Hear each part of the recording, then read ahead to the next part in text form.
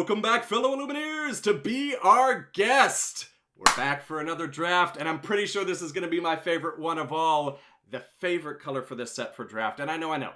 Color doesn't matter in draft. I get it. We'd be here all day if we were talking about all the colors. So we got to separate it somehow. And today we're talking about Emerald. And Emerald absolutely has some bangers in it for draft. So I'm super excited to be talking about that. But more importantly, I'm super excited to be joined by our guest today, none other than Matt from Questlore. Give it up, Matt. How you doing? I'm doing great, Heath. Hope you're having a good day. I am having a wonderful day, my friend, and I'm so grateful for you to be coming on board. I was listening to some of your draft podcast episodes this morning, and I feel like we're going to have a lot of good conversation around this draft. We're going to have a lot of good things to say. Why don't you take a minute, tell the people, speaking of podcasts, what you're all about, what you do, where they can find you. Sure. So you can find our podcast. It's called Questlore. We're on all the big podcast platforms, so Spotify, whatever Google is now. Basically search for it, you'll find it. We are a little bit different than your big competitive podcasts. We're a family. So our podcast is myself, my wife, and then our two kids who are 9 and 12. And every week we're talking about how we're playing, and we try to include the kids as much as possible because there isn't a whole lot of vocal stuff out there when it comes to kids playing Lorcana. Yeah. At the end of the day, right, these are Disney characters, and while the game is super cerebral and really more complicated than I think a lot of people give it credit for, there is definitely a lot of appeal for kids. We were a Disney family. Somehow that happened. I wasn't at all, and then we had kids. We went to Disney World once. I'm like, oh my God, I need Disney everything. It's just crazy how that happened. And so when this came out, me and my wife just kind of looked at each other and said, all right, let's do this. I guess this and just went all in. And when it comes to drafting, I love a draft because it gives me an excuse to, since there's 4 of us, we're essentially buying a box whenever we play, right? We're buying like 16 packs. We're opening up 4 packs. We're getting 4 packs worth of cards just to actually the entry fee. And if it's sealed, we're buying essentially a box. Oh my gosh. Yeah, there you go. Right there. 6 times 4. Yep. And we're just going through a whole box. While it can be expensive, it's like, well, I'm going to buy the cards anyways. So might as well buy them and get to play with them right away. The kids get to open packs. We get to look at new cards. It's awesome. Nice. Speaking of which, you can hear my 6-year-old doing something exciting in the background there. I'm terrified for when she picks up the game. My wallet can't handle it. Yeah, that is the one issue, especially during like the chapter 1 days where I had to find like 4 copies of every legendary just so that we could play. And now it's like, oh, I have to have 8 copies of Diablo and 8 copies of this other card. So just so that more than one person can play a color. That becomes a little bit complicated, but we make do. And we love playing draft. We love playing sealed. I played in like 4 different sealed events at the 2 DLCs that I went to. Which ones did you get to? We went to Chicago and Toronto. Oh, I was at Toronto too. Nice, yeah. So I played in 2 sealed at those ones, and I was actually able to go like overall, right? Because you play 3 games. I went 11-1 with the 4 sealed events that I played. All right. We're putting our resume in place here is what's happening right now. Yeah, it's funny. Every time I play sealed, when the new set starts, like if my wife can't make it, I'll send her a message after I built my deck. I'm like, I don't know about this one. I don't think I pulled very well. It's going to be rough. Meanwhile, 3-0. A couple hours later, I won. I do that oftentimes. I'll post on Twitter. I'll post my draft deck that I put together. I'm like, I'm pretty sure this is the worst one yet. And then, and then somehow it just makes it through. It's like, okay, I guess. Find a way, right? Yeah. All right. Yeah. Well, we could talk for hours, and maybe we should sometime talk just about like drafting and the terror of young families. But for the sake of the audience, let's get into it. Absolutely. But feel free to trickle more stories in as we go through the color here, because I love that. All right. Let's get into the cards here. So we're going to start first of all. We're going to go in set order here. So we're going to start with Stitch Little Trickster, which is very much out of order. He is in the 26th spot in the 6th set. Go figure. He is a 2-cost inkable 1/3, 1 lore with the ability 1 ink This character gets +1 strength this turn. Notably, no exertion or anything. It's as many times as you want. Yeah, and that's the big thing on that card is suddenly later game, he can take out anything, right? Anything that they play, he's going to be able to take it out.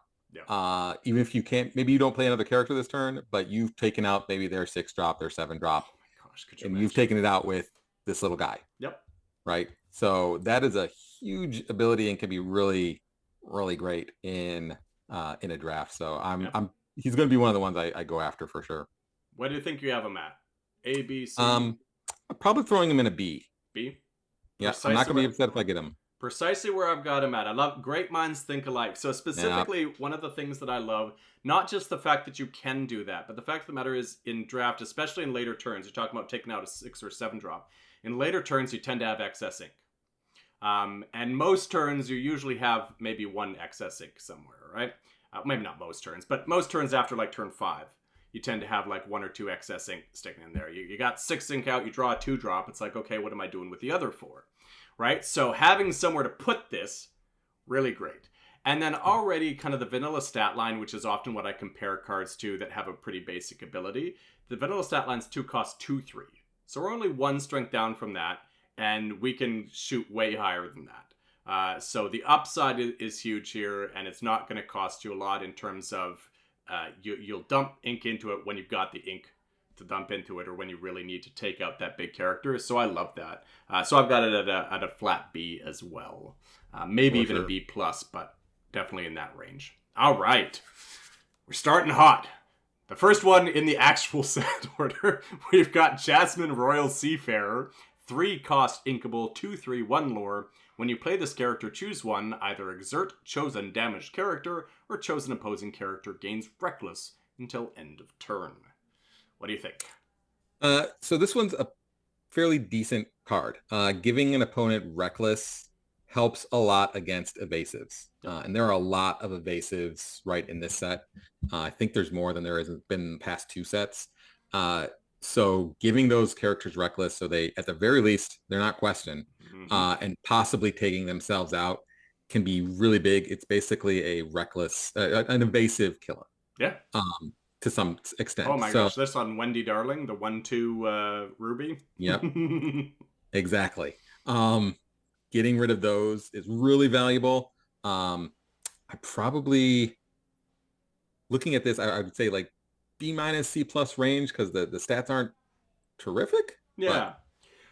So specifically, I like, if this was just reckless, I would say that. I've got it a little bit higher. I've got it at B just because of that extra little bit of flexibility. Specifically, I don't love exert chosen damaged character. Like the bonsai in the last set, the 2 cost 2/2 that did this, I had no interest in it whatsoever because it can be useful, but it's just too niche for me to care about it if that was it. But having that as if this happens to be one of those niche situations where it's useful, then sometimes that's great, right? They've got a character that they just played that's really vulnerable, that they're hoping to get into quest one time, and you take it out, or not just into play, but like that they're holding back, right? Like often something will get damaged and then they're going to hold it back till just the right time, right? They're hoping to quest with maybe a bodyguard out, or if it's a big character, challenge something big in return for the second time around or whatever, right? They're holding back a damaged character, and this will take care of that. But I think the reckless is definitely 90% of the value there. I just bump it up just a little bit to like B- to B territory. Definitely under Stitch, just because of that slight bit of extra flexibility there. Yeah, and with most of the removal in this set coming from ping damage, over in steel, and I think 1 card in green randomly. Yeah. That could come into play, but yeah, it's going to be mostly the reckless one that you're going to be choosing. And to your point, the evasives especially, because there's Tinkerbell at common. Come on. All right. One of my absolute favorites, Captain Hook, Underhanded, 3 cost inkable, 1/4, 2 lore. When this character is exerted, opposing pirate characters can't quest. Notably, there's 33 pirate characters in this set. 17 commons and uncommons, I believe. And Knive, our dear friend, Knives Nerd Corner, shout out. did some great math for us, specifically that the average deck will have about 6 pirates in them, based on the fact that the average pod of 8 will have 50 total. So some are going to draft it higher and will have more than that. Some will have less, but the average deck's going to have 6. So a decent amount of pirates floating around. And whenever this character is challenged, draw a card, which is... That's a good thing, right? I mean, card draw is how you win most of the time, right? It's not going to take out anything itself, which is a shame, but you're probably going to get at least one quest because it's, it's a 3 cost, right? Yeah, it's 3 cost, 1 for 2 lore. Yeah. So you're going to get, and with there being very little direct As removal. you said, the chip damage is all there is. 2 and 1 is pretty much 90% of the removal in this set. So you're at least getting the quest, and it's going to have to get challenged because you're not going to be able to... There's not going to be one card. I think just the one... If you have nothing but Captain Hook on board, there's an action that forces you to deal 4 damage to one of your characters, So that's really it. So it's going to get challenged, so it's going to get replaced. You're going to get 2 lore. I mean, it's probably... It's in that B- tier. Like, I'm not sad to pull this card. So the reason I've got it a little bit higher, and let's see if I can sell you on it, is one, just the fact that, again, your pirate characters are probably going to want to challenge this anyway, but I'm not giving them the choice, right? So anytime I remove choice from my opponent, I like that. But my favorite is the fact that the card draw, not surprisingly, but the fact that it's specifically for willpower, especially if you're getting this out on turn 3, it's very unlikely that they're going to have one thing that can eliminate this, which means that there's a very good chance they're either going to have to wait a turn or they're going to have to challenge 2 things into it. So either I get an additional 2 lore or I get 2 cards. So either a card and 4 lore or 2 cards and 2 lore most of the time. And I would argue that's probably going to be most of the time, right? There is, if you're on the draw, there's 4 cost 4/4s, right? There's the Kakamura 5/2 rush. So there's some things out there that'll take care of this, but a good chunk of the time, they're not going to have something that's going to take this out very early. And obviously, if they do, you're probably going to try and play around it. So I like this at A-. I'd be okay with it at like B+, but I think that especially early, and potentially late as well if you've cleared the board and you're both kind of in top deck mode. So it's really kind of turns like 7 through 9 dropping this that it's probably going to be fine, if unexciting. But early and late, this is probably going to be good. That is a good point, because even if it only gets challenged once, right, and then they finish it off with something that's just going to ping it, you've both drawn a card and you removed one of their removal. Yeah, for 3 costs. So yeah, that makes sense, because you're 2-for-1ing them on their cards essentially. I mean, the whatever creature they throw at it is going to live. I'm going to toss it up here for now. At the end, it'll be at the end of it. If you want to argue to top it down, we can do that. We can sure. Yeah. All right. Next one, we got Stitch Alien Buccaneer, 4 cost, uninkable, 3/4 lore, shift 3, maybe onto that 2 cost, but probably not. When you play this character, if you play the shift cost, you may put an action card from your discard on the top of your deck. How many actions are you usually drafting? Not a ton. Yeah. Especially thinking over the actions that are in this set. Yeah.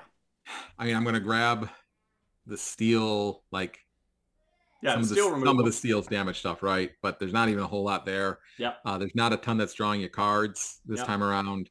And it just puts it on the top of your deck. So you're going down a card because of shift. And all it does is put it on the top of your deck. So it doesn't draw you a card. It just filters what's on the top of your deck. Yeah, and unless it has like a really, really great ability when you shift, I ain't shifting. I agree. Yeah, I'm very hesitant to shift. I'm very conservative with shifting. And it being uninkable. Yep. Oof. Yeah, this falls into like D for me, maybe even F. So, and this is where, again, for those of you out there, perfectly understandable however you want to rate it. I tend to try not to stick uninkables in D, because if it's D quality and it's uninkable, you should probably just not draft it at all. Just not take it at all. Yep. And again, if you want to try it out, by all means. The fact that it's a pirate and an alien is not irrelevant, right? But, yeah. There's only a handful of, while pirates can be great in a constructed thing, there's only going to be a handful of cards that really do something with a pirate that's super beneficial. So you have to count on getting those cards, right? Yeah. Assuming, like, I'm saying if you already have those cards, for example. Yeah, sure. That's a different story altogether, but I still probably wouldn't draft it, even if I'm doing pirates, but, like... I'd have to be hitting all the great pirate cards. Yeah. In order to go that way. All right. Gogo Tamago. 2-cost inkable, 2/2 1 lore evasive. That could be enough, but oh no. When you play this character, you may pay 2 ink to gain lore equal to the damage on chosen opposing character. Yeah, that's pretty good. Especially where we've been talking about it, right? All your damage comes from pinging. Yeah. You play that 4-cost action 1. Oh my gosh. 1 turn before. Then play this the next turn. You can get 4 lore. You got an evasive character on board. Yeah.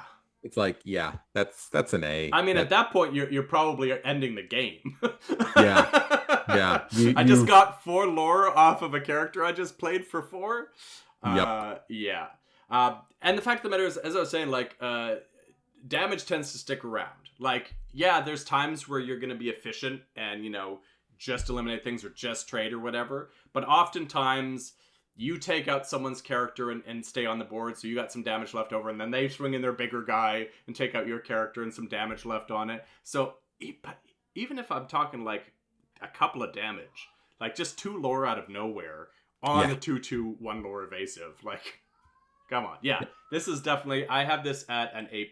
Like, this is probably that's right to the top. That if I see that, I'm grabbing it. Yeah. I think this might be, it's definitely in my top, like, 3. Possibly my top 2 cards in the set to draft. So good. All right. Honey Lemon, 2-cost, inkable, 1/1, 2 lore. When you play this character, you may pay 2 ink to have each opponent choose and discard a card. So this one's really interesting. Yeah. I think I saw someone today like have this in a, hey, which one are you picking? And this was one of the ones that people were like really high on it. Like a lot of people were high on it, eh?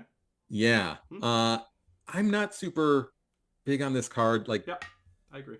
Maybe if you're on the draw, getting someone on the play to discard what may be one of their last cards on turn 4. Yep. Sounds good.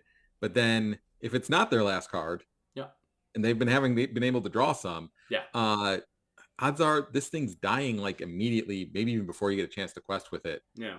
And I don't think 4 cost to like remove something is great. Yeah. No, I would agree with that. I still think that there's something there. Like I'm gonna play it, but yeah, it's one of those things. Again, the flexibility helps, right? If this was just 4 cost 1/1 2 lore, they discard a card. D. Yeah. But the fact that there's the flexibility. What's that? Since you don't have to do that, it's okay. You're still not excited to play a 2 cost 1/1 2 lore, but at least you have that choice. Yeah. Where do you feel like this lands for you? Because I feel like it's definitely playable, but I'm definitely not high on it either. It's going in C for me. Okay. I think there were quite a few other cards that I would probably pick over it. Yeah. And if that was the best card in the pack, I'd probably like, oh man, I got a bad pack. Oh, if this was like a first pick? Oh. Yeah. Yeah. I have it at a like C to C+, so it'll be somewhere kind of in this range for me, but I'm very comfortable pushing it down as well. Yeah. All right. Fred Mascot by Day. 1 cost inkable, 1/1, 1 lore. When this character is challenged, gain 2 lore. So even though, right, you only get, this is higher for me than Honey Lemon. Oh, yeah. Because you're playing it on 1. Yep. Hopefully, right? Yep. And most likely you are going to get that extra 2 lore. Yeah. Even if you don't, and they just let it quest away, like, okay, fine, you're letting me getting the 2 lore because they're letting I'm getting it anyway, away. So whatever. So it's going to be in that like B- range. Yeah, this is a damned if you do, damned if you don't. Yeah, I mean, you need 1-drops, and there aren't that many better than this. Maybe like the Moana 3-2. Yeah, I think the Moana is probably my favorite one drop, but it's pretty tight because ultimately, if I'm paying 1 ink for a body that probably at minimum is getting me 3 lore or eating one of their removal, right? Because some might say, oh, well, it dies to any removal. Sure, but if they're using removal on my 1 drop, that precious removal that there's so few of, I'm okay with that. Yeah. So if I'm at minimum getting 3 lore out of this or eating one of their removal for 1 cost, inkable. Yeah, it gets B definitely, at least. Yeah, I feel like that's a B to B plus. Yep. Like, in fact, I definitely have it over Jasmine. Yeah, I would grab that before I grab Jasmine. I think I might even grab it over Stitch. I don't know. I could go either way with that. Yeah. Because I guess it would depend on where I bet. Like if this is my first pack, I'm probably grabbing the Stitch. Yeah. Okay. But if it's like my third or fourth, if you're lower on 1 drops, looking at my 1 drops. I mean, I feel like that's always the case when they're so tight, right? I feel like for anyone at home, very narrow, interchangeable. See where you're at. Like, it doesn't really matter where this ends up per se. They're very much, tight there. All right. Yep. Let's talk about a much easier 1 drop to talk about, which is Toodles, Lost Boy. 1 drop 2/2 2 lore. No. 1 drop 2/2 1 lore. The vanilla stat line. How do you feel about these in draft? It's probably what I'm going for only once I've actually drafted cards that would do something. Sure. So this is where I'm picking at, it's in the middle, and there is nothing else. That's what I'll grab. Yeah. But so middle would be like C plus type thing, B minus, if we're talking middle of the pack. So for me, I'll be frank, normally I pick these at B, because I feel like they're so valuable, but I think in this set it's lower because there's actually a lot of them in this set. And it's the same, we'll come across the 2/3. I think there's one in Emerald. If there isn't, the 2 drop 2/3s. I usually pick both of these around the B-ish to B minus territory. But there's a lot of them in this set. So I think you're going to see a couple getting on into the dregs of the pack. I think as a result, that the more I'm looking at this set, the more I'm valuing these lower. So I feel like these are going to be more in that kind of C plus territory. Sure. I think I'm probably, again, assuming I'm not flooded on 1 drops, assuming I've got a couple of 1 drops in pack 2 or pack 3 or something, I'm probably still taking it over Honey Lemon, but in this range. Yeah. All right, Dawson, another vanilla stat line, 4 drop inkable, 3/4 2 lore. That's it. 3/4 2 lore. It's gonna take probably something substantial to take that out. It's another vanilla. Probably in that B minus B range for me because it's decent. You're at least questing for 2. Yeah. It's probably taking out anything they've played so far, right? So far, definitely, right? My only concern is that there's I actually tend to slightly prefer the 4 cost 4/4s, 1 lore. Sure. In the vanilla stat line, just because of how they match up against each other, and you're going to see both of them so commonly that it's like, if they play this and then I play the 4/4, what are they doing? I tend to value these more around the C territory. Sure.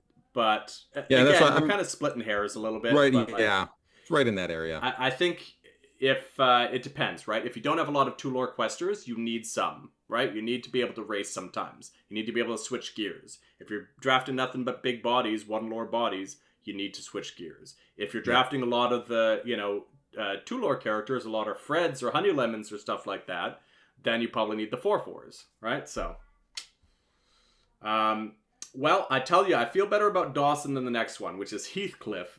Sorry, Heathcliff. Heath. 4 cost inkable, 3/3 2 lore with Ward. How do you feel about Ward in draft?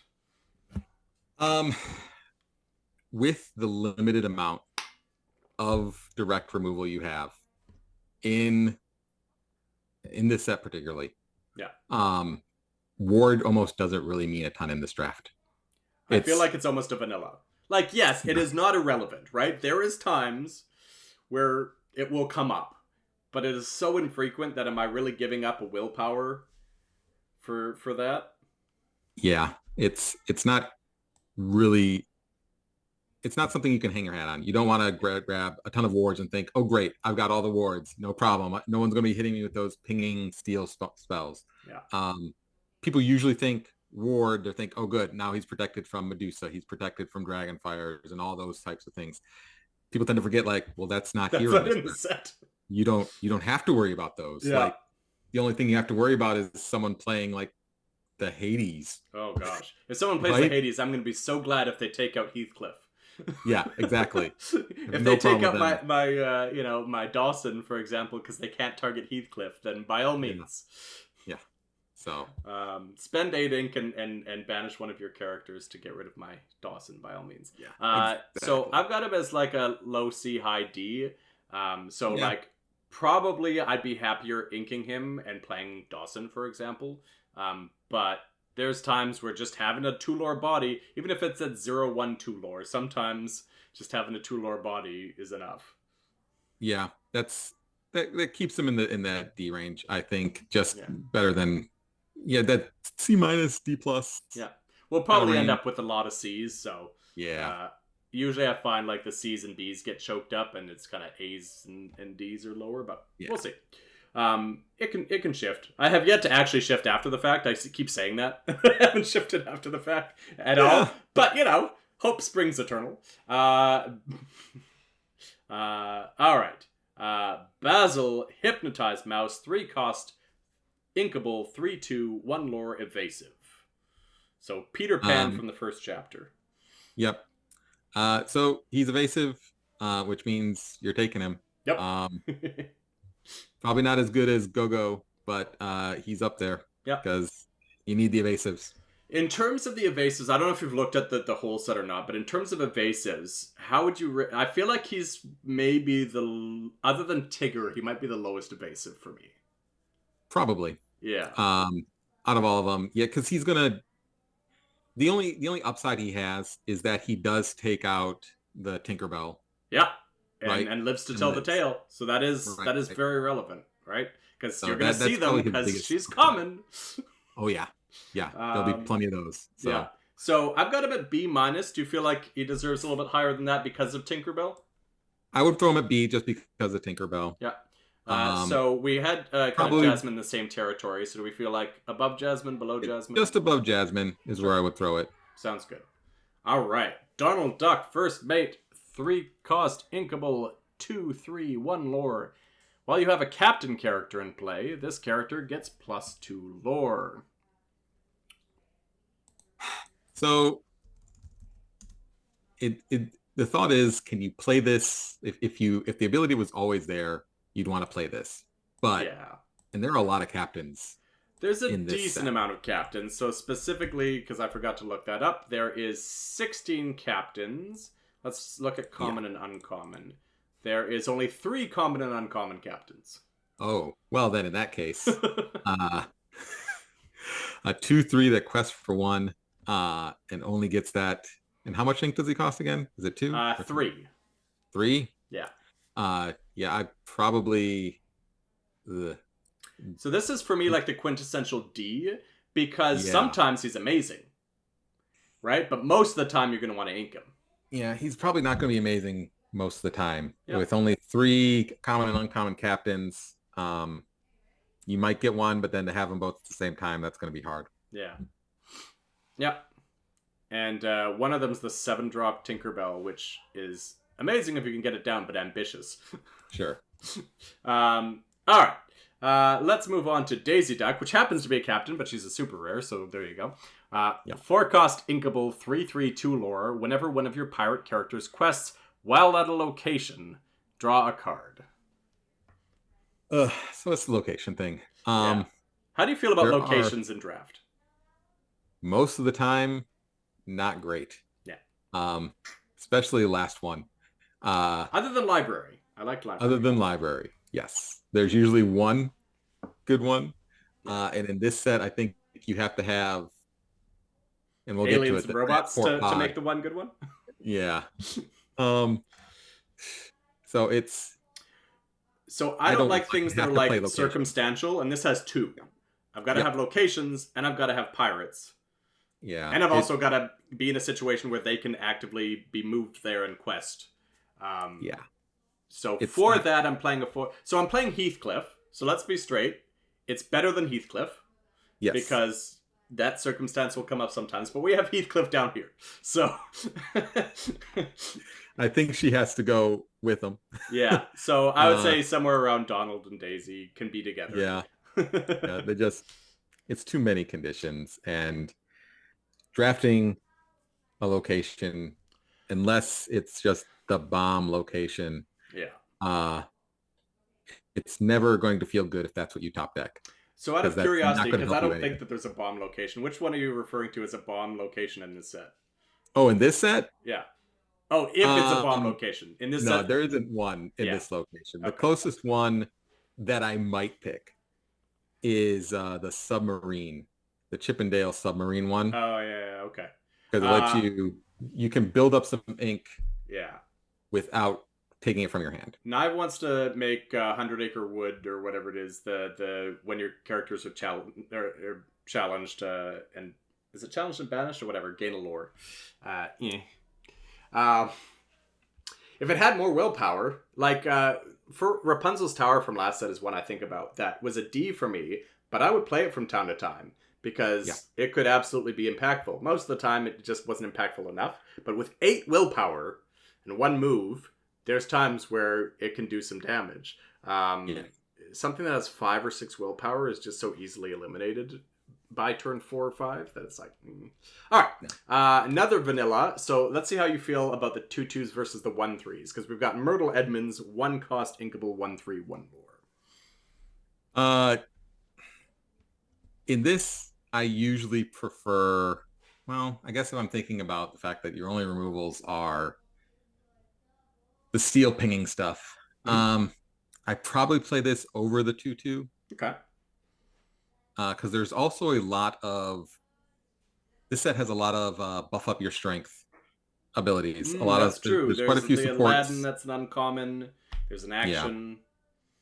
So the one part doesn't really bother me. Yeah. It's like if they want to take it, they're gonna have to use 2 of their smaller cards. Yeah. Right. So yeah, that puts it a little bit above the strength buff. Yeah. I almost exclusively prefer the 2/2s over the 1/3s just because I assume that they're going to die in the early turns, and they'll take out more. But that's a good point with the strength buff, because you're right, and especially the Aladdin I think is quite playable. Not necessarily amazing, but quite playable. So I think you're going to see that one often enough that you might even put Myrtle down, turn 1, quest 1 time, and then hold her back until Aladdin comes down. And then all of a sudden that 3 willpower becomes very relevant. So yeah, you know what? You've sold me. I'm gonna bump her up above Toodles for this particular set because of that. If I was thinking on the artwork of it, though, it would go down to like an F, because that's a little girl riding a tricycle. It's like the worst looking card in the set. She is the biggest bully, by the way. The worst. You can't trust gingers, man. Nope. Can't trust gingers. No. Prince Philip, Royal. I was about to use a bad word, a non-Disney word. We are all something disturbers. Prince Philip, Royal Explorer, 3 cost inkable, 3/2, 2 lore. We got Ward back again, but at least this one's on a 3/2, 2 lore for 3 versus a 3/3, 2 lore for 4. Yeah, that makes it a little better, but again,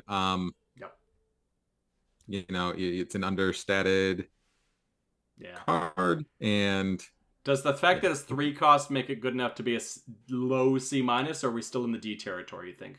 For me, I'm in D, but D. I'm still in D, I think, for me. Yeah, I'd put him at the highest D so far. Yeah. Because again, sometimes you just want something that says, I'm a body with 2 lore on it. Because I've got a bodyguard out, or you don't have much threats on the board. So sometimes he will be usable, and the cheaper you can get something like that, the better.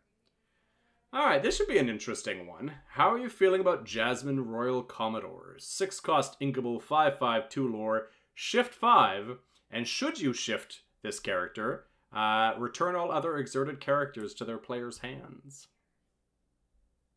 Um, I'm not high on it because Okay. it's a shift.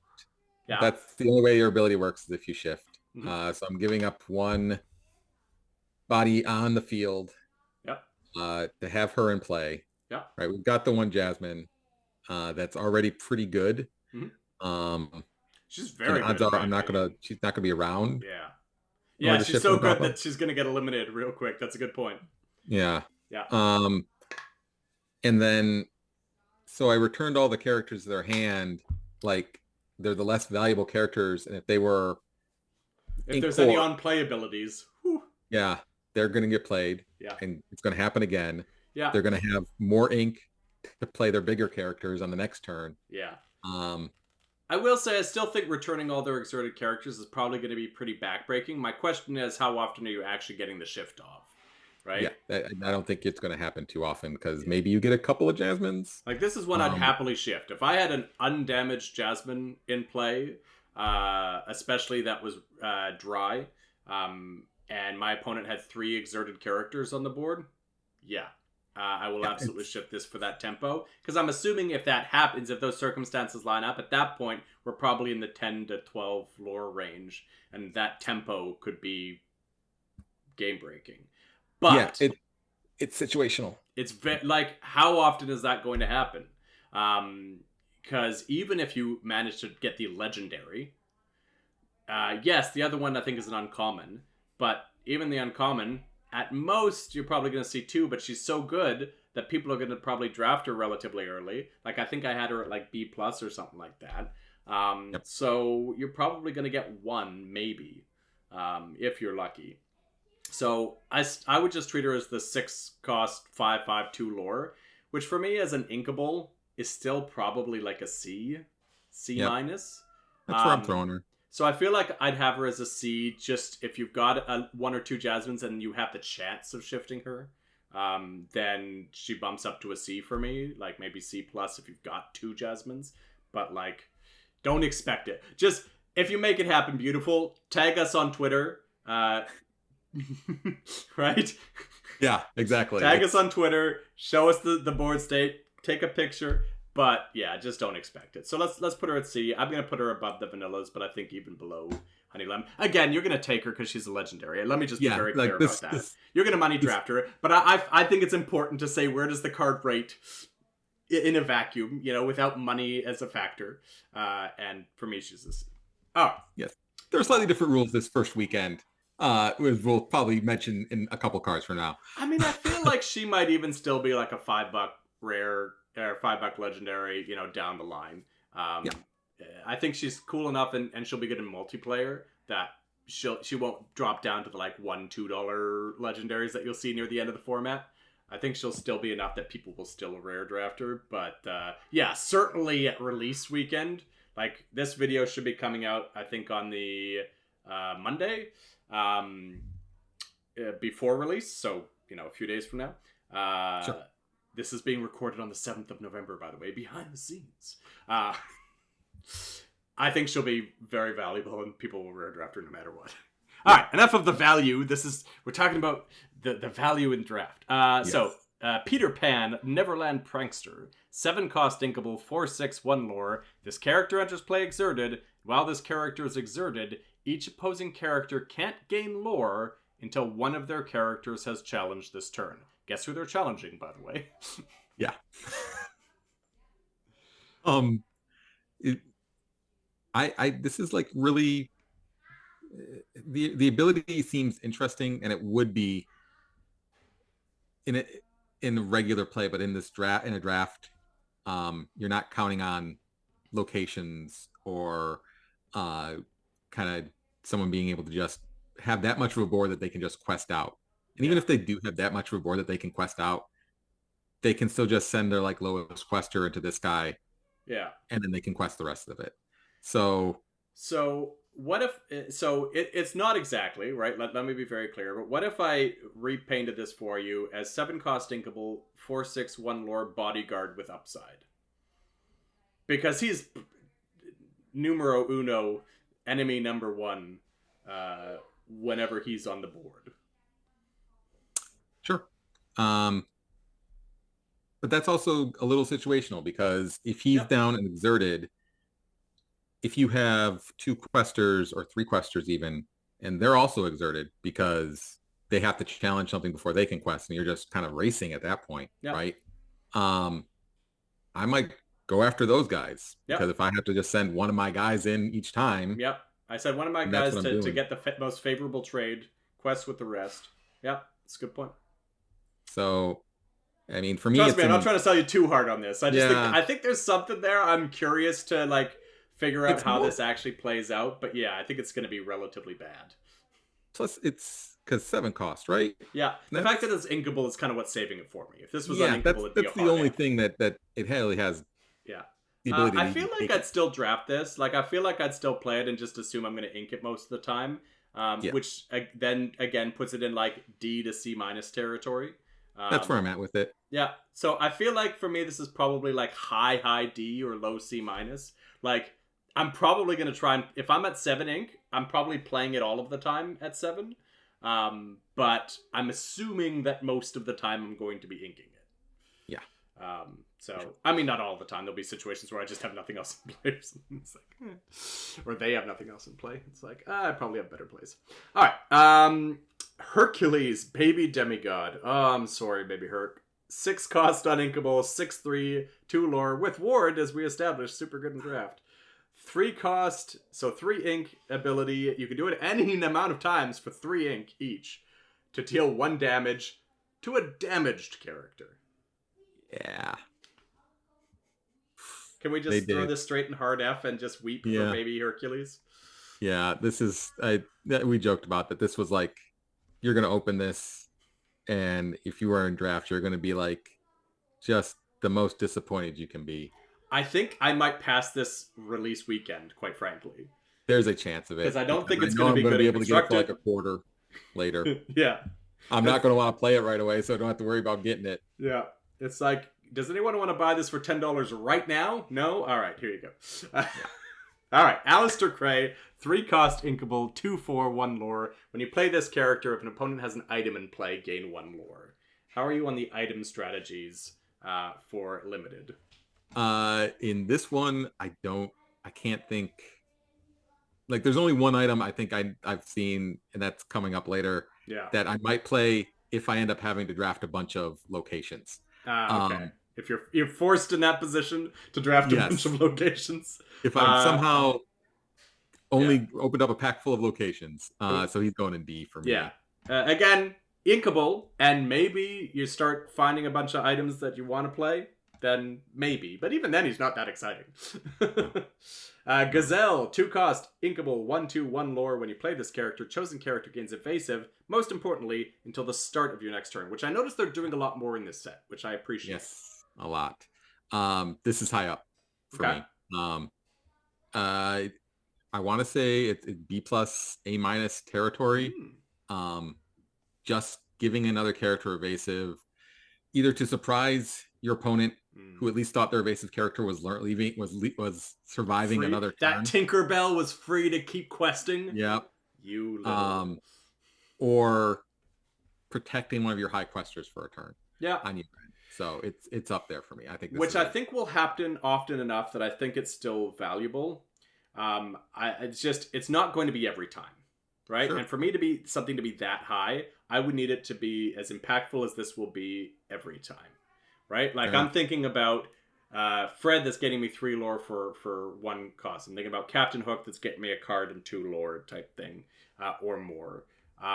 So I feel like putting it that high might be a little bit overselling it, but there's going to be plenty of times where you've got even just a weaker 2 lore body is going to be great, right?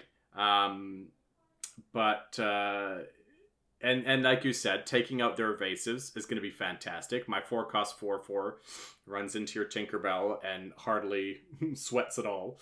Yep.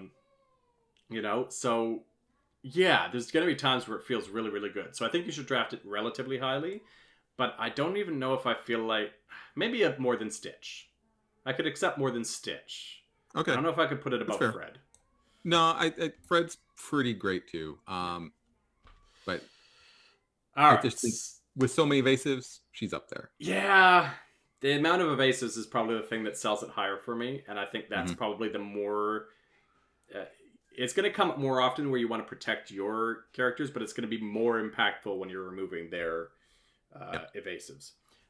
So here's one ward that might be worth considering, but probably even then I'm not feeling that high on him, which is Goofy, Expert Shipwright, 5 cost, Inkable, 1/4, 3 lore, with ward, and when he quests, you can give another character ward until the start of your next turn. Again, probably not that relevant. There is one character that I feel like this is very relevant with, which is Mr. Big. Because one of the main ways to get rid of Mr. Big would be 1 damage to him. So that's not the only thing that I'm like excited to give ward to. Other than that, again, it's not really doing much. But he's still a 3 lore body, but for 5?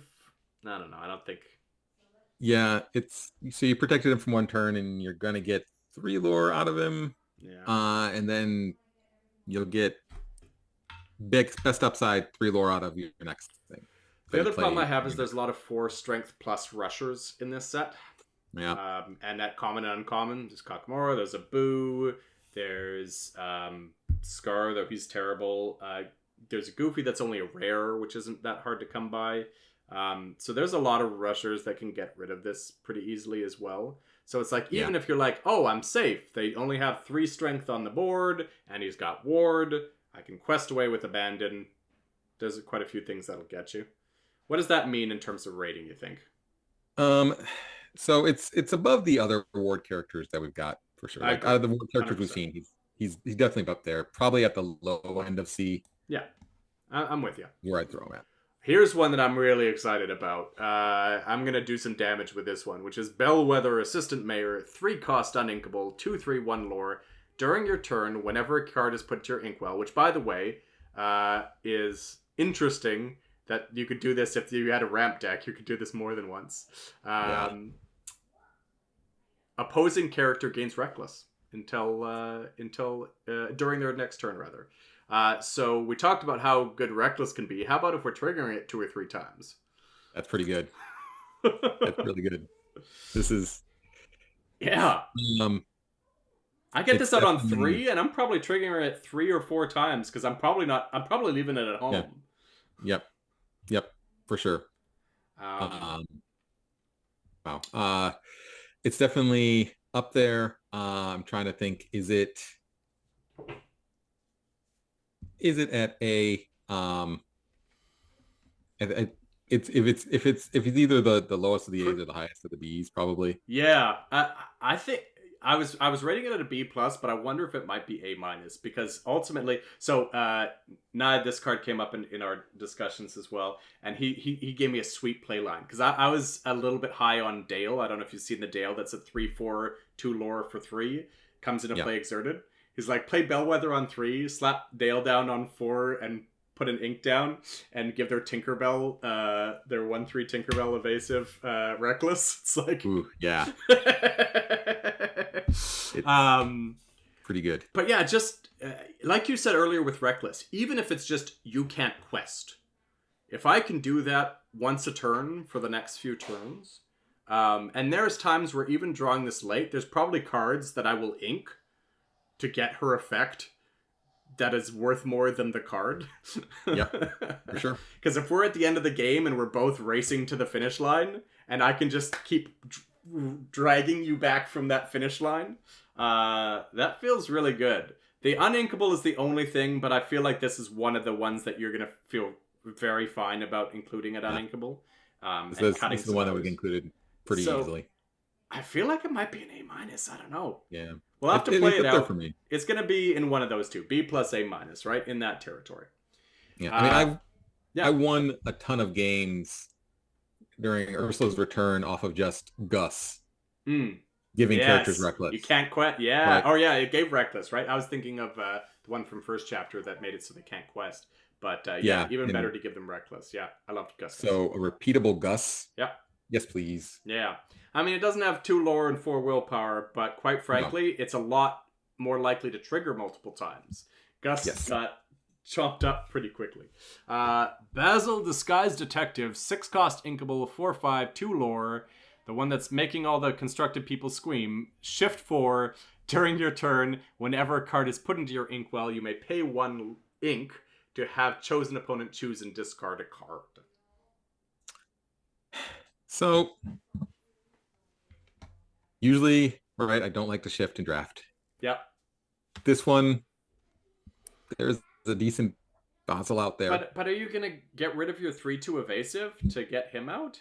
No, but there's other... Is there another one? What's the I other? think there's another one blue, isn't there?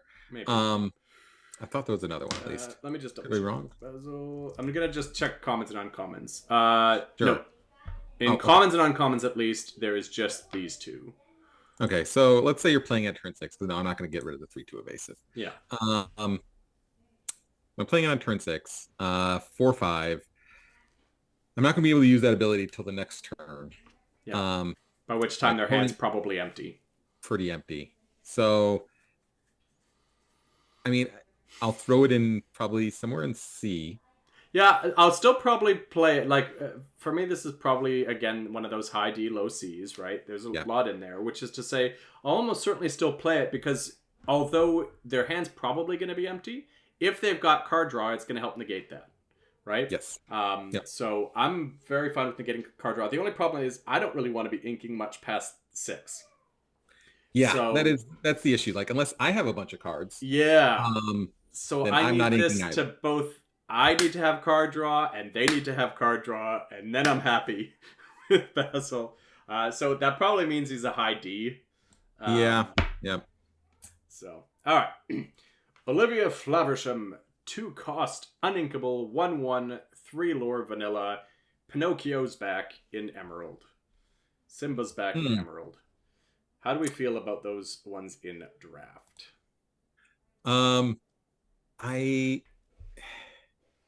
In this case, it's a 2-cost uninkable Fred, isn't it? 3 lore for 2 cost. Isn't it a 2-cost uninkable Fred? Yeah. I'm being slightly facetious. Yes, there's times where you're going to get 6 out of this and feel exceptional. But it's probably going to be most of the time a 2-cost uninkable Fred. Yep. Puts it definitely below Fred. Since Fred's 1. I put this higher than Fred if you've got a lot of bodyguards, but bodyguards are hard to come by in this set. Yeah, there's not many. So in another set, this might be relatively high. But here, I don't want to play it too low because it's still a 2-cost 3 lore. I mean, it's either at the low end of the Bs or... I think it's probably a high C.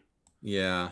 Just because it's also when it's being played, if you're playing it on turn 2, that is when someone will start playing some of the pinging damage from... Yeah. Or just their 1-drop 2/2 is going to... Or their 1-drop Myrtle 1/3 is going to take out Olivia. Run her over with her trike. Yeah. All right. Bend to my will. 7-cost uninkable. Each opponent discards their hand. We'll just throw that even below Baby Hercules. Yep. All right. Prepare to board. That didn't take long. 1-cost inkable action. Chosen character gets +2 strength this turn. If it's a pirate, it gets +3 instead. Well, it's inkable. Yeah. This is the villains one from the first chapter, right? It's just pirates instead of villains. Yep, exactly. I'm probably putting it at a D. Yeah, and for me, this is like the lowest of Ds because I'd rather a character over a D. For me, if it's a D, pretty much I'm always valuing characters over it because characters, there's the potential of being more than it is, which is to say I could quest multiple times. The action is only ever the action. An action isn't going to win you the game. One of my favorite actions in the set, though, is Heffalumps and Woozles, which is a 2-cost inkable song, which chosen opposing character can't quest during their next turn, which we already said was pretty good. But on top of that, you draw a card. Yeah. Gain 2 lore and draw a card, 2-cost song. Yep. I'll take that, please. Yeah. But where, I guess, is the question, because it's still not like the most impactful thing, but that's pretty good. Yeah. Yes. So if we're looking at kind of where we've set other things, it's probably in the Bs. Yeah. My question is requesting and replacing itself. Uh, Probably for me, it's probably just below Stitch. Just below Stitch. Okay. I'm not going to fight you too hard on that. I'm probably going to draft it over Stitch, but I don't know that necessarily everyone should. It's going to be really dependent on where I'm at with things. Yeah. Yeah, I think we've got quite a few in here that are like at razor's edge away from each other. Like, Yes. Heffalum's we got 3 spots down from Fred, but I feel like depending on where your deck's at, all of these are relatively interchangeable. For sure. If I've got a lot of my own evasive, I'm probably not worried about Gazelle at all. If I've got a lot of decent 2-drops, I'm probably not worried about Stitch. Decent 1-drops, not worried about Fred, you know. Then Heffalump jumps to the top. Mosquito Bite. You mentioned a lot of this ping damage. So we've got Mosquito Bite here, which is interesting, because it's a 1-cost inkable action. But specifically, it's put a damage counter on chosen character, which bypasses resist, which isn't like super relevant, but there's a couple common and uncommons in here that have resist or can give resist. So I mean, for me, I'm probably taking, when you consider the cards that you might be stuck with, yeah, that you're probably inking, that do stuff with damage things, it puts it up maybe into the higher D range for me. I agree. I think, again, going back to Mr. Big earlier, I feel like this is like, oh, I love this against Mr. Big. But, and there's times, right, like I said, there's a lot of times where damage is left on the board. They got their 4/4 with 3 damage on it. It might be worth a card to get rid of it. And it would take care of, Fred without getting that 2 lore. It takes care of the other small mouse. So it's not irrelevant, right? It's just, most of the time it's probably ink. Yes. All right. You came back, 3-cost uninkable action, ready chosen character, and for the first time in Lorcana, there's no other text after that. Yeah. That is a good ability. Is it good in draft where the only thing like is for double questing? Yeah, it is. It might as well read ready chosen character. They may only quest again this turn. Yeah. Because there's not a whole lot of songs you're singing in this set, right? So yeah, it's either double challenge or double quest or one of each. But let's be honest, 95% of the time it'll be double quest. Yeah. So does it read 3-cost or uninkable gain 2 lore? Is that what it reads? Is it a more expensive gather knowledge and wisdom? And most of the time, that's what you're doing. Yeah. So it's funny because I actually had this as slightly playable, but I actually didn't really like gather knowledge and wisdom in the last set. And if it really is, which it probably is, a 3-cost gather knowledge and wisdom. I mean, that's... If I've loaded up on Goofies for some reason with the 3 lore or, Olivia's, maybe I'd take it a little bit higher. Do you feel like it's playable still? It's definitely, it's playable. Okay. Right, but it's going to be in the D range still. Like, I'm not taking it. So I'm going to put it as low C because I'd put it as F if it was in the D range. And because you can't ink, that puts it above for me is, again, that flexibility. Much like Jasmine, the baby Jasmine, it's one of those things that that little bit of flexibility, even if it's 2 things I don't particularly like, 3-cost uninkable gain 2 lore, 3-cost uninkable challenge again with a character. Neither of those I'm particularly thrilled about. But combine the fact that I have the option, and I think at that point it becomes playable. Yeah, I mean, and thinking about that, there are all the abilities, and I guess I haven't thought about it with this particular card, all the abilities that happen when you quest. Yeah. So Goofy's now giving ward to 2 characters. Yep. Right? Yep. Not that ward's great in draft, but no, but there is a couple things that give abilities when you quest. There's a John Silver that lets you ready other characters, so you could double ready effectively, quest with him twice, and ready 2 other characters for challenging. That's nothing to scoff at. No. All right. So, Megabot, 2-cost uninkable item. This item enters play. Exerted, banish this item. Exerted and banish this item. Doesn't really matter, but I guess you can't do it on the turn it comes into play is really the only thing that's about that. Choose 1, banish chosen item, banish chosen damaged character. So in Ursula's, there was a 2-cost uninkable action that let you banish a damaged character right off the bat. In Floodborn, there was a 3-cost inkable one that lets you do it right off the bat. So I gotta wait a turn and there's got to be a damaged character that's relevant enough, and they see it coming. So if they've got a damaged character that's relevant enough, they're probably playing around that. Yeah. Yeah, this isn't good. This isn't one I'm playing. Because it's uninkable too, right? It is uninkable. Yeah. I'm not. Yeah, that for me that's going in F. Yeah, I agree. That's a hard F for me. I've got some visitors here. If you notice some whispering in the background, I believe some Lego may have gone amiss under the door. Sadly, I do not have a very far removed office from the rest of the household. All right, 4 left here. We've got the Galactic Communicator, 2-cost uninkable. You've got 1 ink and banish this item. Return chosen character with 2 strength or less to their player's hand. 3 ink for that? All right. I mean, I feel like we got another F here. And to be fair, I would put these above then to my will because that's just the hardest of Fs. It's just a silly card to have in draft. Yeah, I mean, that much to do what Kit did. Yeah. A couple of sets Where's ago. my inkable tutu that does this? Yeah. So that's not only is it not great in this format, but it's like, why did you make this card that's substantially worse than other cards? Yeah. Why does this card exist in the first? I get that there's item synergies, but like, Transport Pod. This is the one you were alluding to earlier. 1-cost inkable item. At the start of your turn, you may move a character of yours to a location for free. I want to be very clear about the way the rules work. This will not trigger locations that require something to be there at the start of the turn, because it will check for that before this goes in the bag. So at the start of your turn, this will trigger.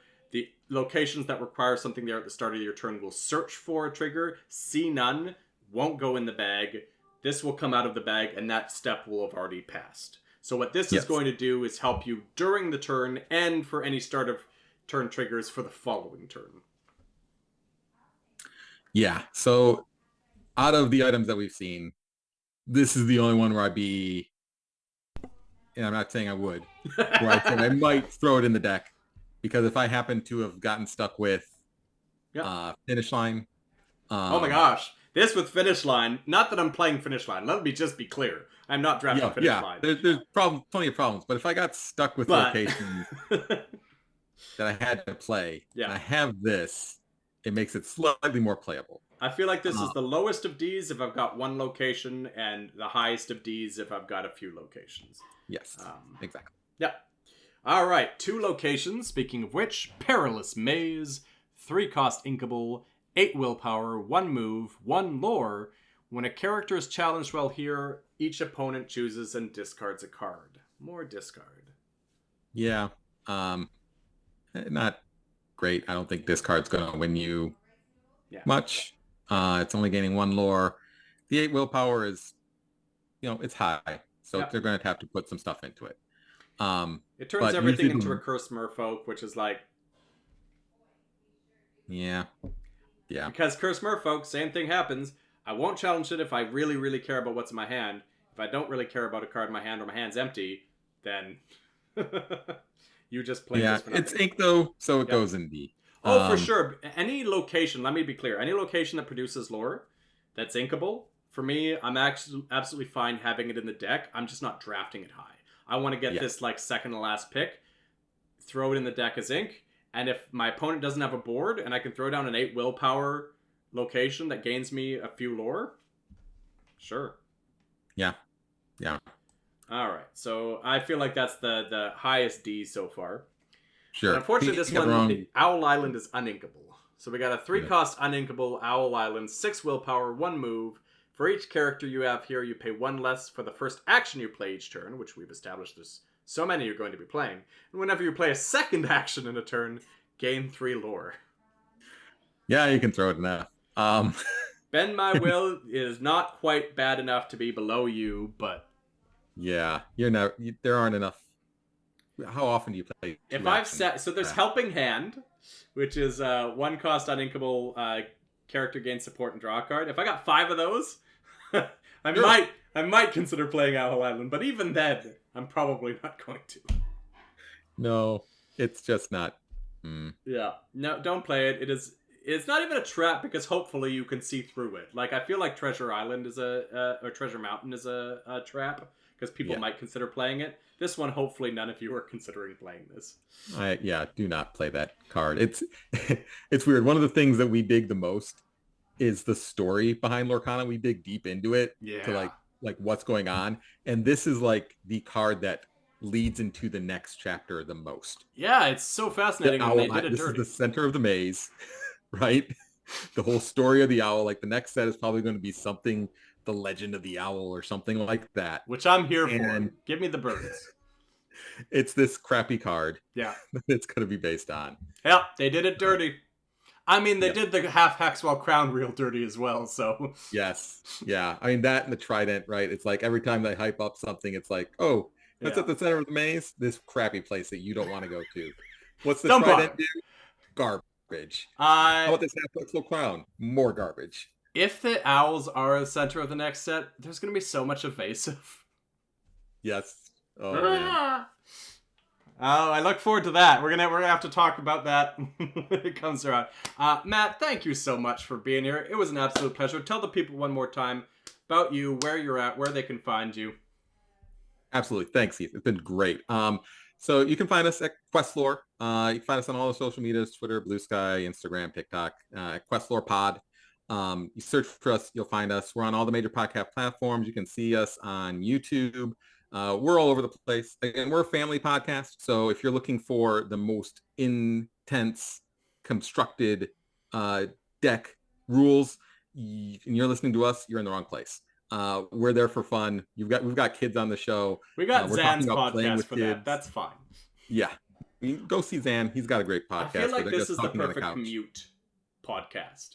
You know, you're on the commute. You just want to turn something on, listen to something that'll kind of de-stress you a little bit from the commute. Yeah, that's what we're aiming for. Like, if you've got kids that are interested in, put us on in the background, and they'll probably laugh at my kids' jokes. Oh my gosh! I meant to mention that at the start of it. I love when they push back at you, like when you're giving your assessments, and they're like, "No." Yeah, that happens quite a bit. Like they'll come up with some of these crazy combos of things that they can do. And I'm like, guys, you have to have like 5 cards at the same time in order for that to work. They're gonna make the Owl Island work. You know what? They're gonna make it work. Yeah, my youngest loves to build. Well, yes, it's especially when the sets are harder to come by. And it hasn't been so much the past couple of sets, right? But during like set 2, set 3, when we would go to drafts and the cards were harder to come by, it was a great cheat code to bring the rest of my family because we're getting a ton of cards that you normally can't get. Yep. But my youngest, one time, just drafted all the items that he could see so that he could play them all. And he said, look, I've got Item City. And we're like, what? And what did you do with that? Oh, I lost. Like, okay. But he's like, but I had 7 items out, Dad. You don't even know, Dad. I had 7 items out. All right. That's great. Like, imagine if I had Tamatoa. You couldn't have even drafted Tamatoa, man. Yeah. It's not in this set. And also, it's 8 costs. Get out, Tamatoa. All right. We got to wrap things up, but thank you again so much. Hopefully, we'll have you back again because this has been great. Make sure you check them out. I'll be posting everything. Links will be in comments. One last thing. I got to shout it out every time. I'm not sponsored, but I love my people down at Aegis Games in Bellingham. If you're anywhere in the kind of Pacific Northwest area, great community there, great drafting. So thanks again, everyone. We'll see you next time. Take care. Thanks.